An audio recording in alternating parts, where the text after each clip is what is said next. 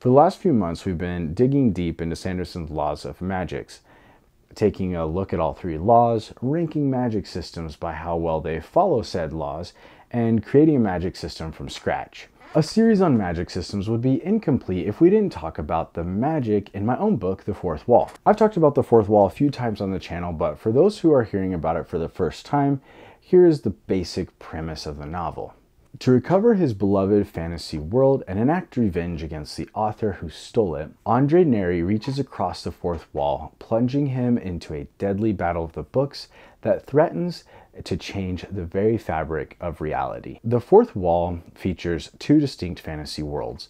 The first, a modern world called the author dimension. When I first had the idea for the author dimension, it was built on the concept, you are what you read.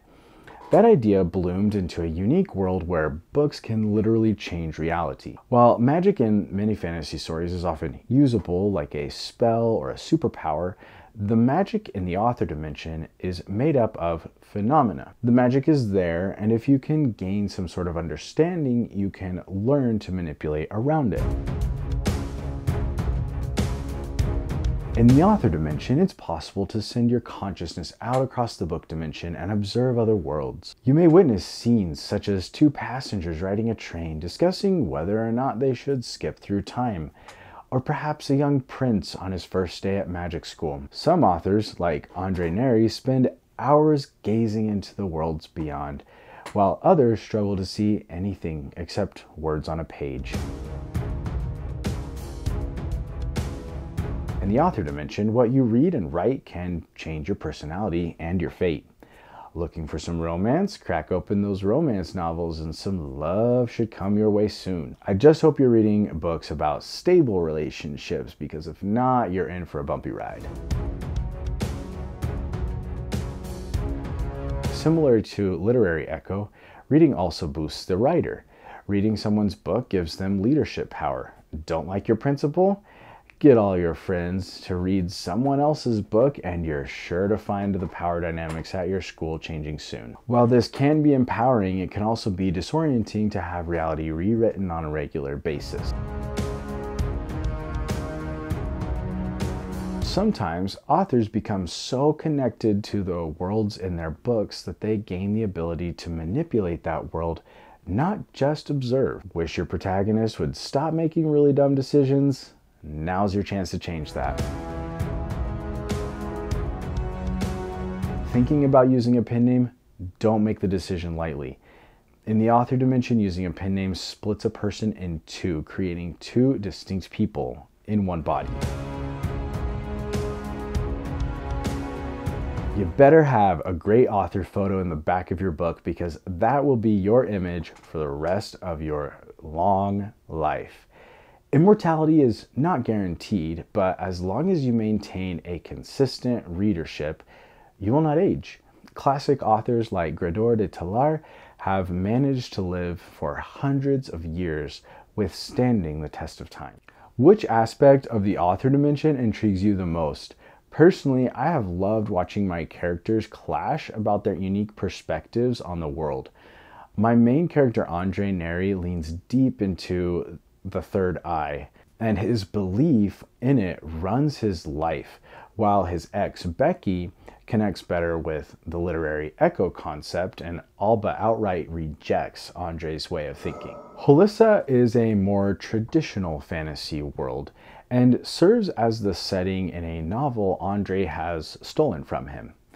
Andre uses his abilities to see through the fourth wall to hatch a multidimensional plot to get Holissa back. Divinity started as a simple idea to have some people able to bless and others able to curse, and a desire to explore perspective, to show that what one person thought was a blessing might be a curse to someone else. As the story developed, I found I needed some bounds and limitations to this idea, and Divinity began to form. As its name suggests, Divinity centers around the gods that keep Holissa running. For various reasons, they have chosen to share their powers with the inhabitants of Holissa. Demigods are beings who have been given a large measure of a god's power. At the risk of sounding cliche, with great power comes great responsibility. They often take on many of the tasks that the god would normally manage. Unfortunately, the intensity of this position takes its toll on their mortal bodies, and demigods have a shorter life expectancy.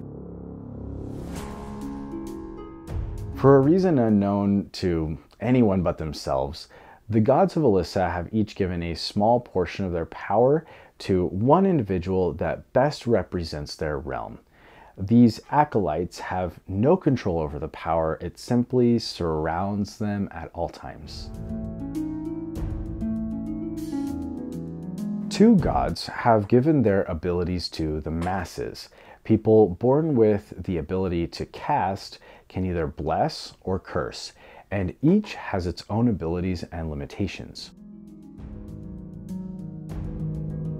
Blessings are the power to change. A blessing will take a random feature from the most recent item a caster's palm touched and give that feature permanently to a new object. Blessings are affected by the phase of the moon, increasing and decreasing the potency of the caster or changing the probability of passing on different attributes. Because it's incredibly difficult to control the outcome of a blessing, casters have been developing a limited language of intricate runes for over a century that, when drawn on the palm, can better control the effects of a blessing.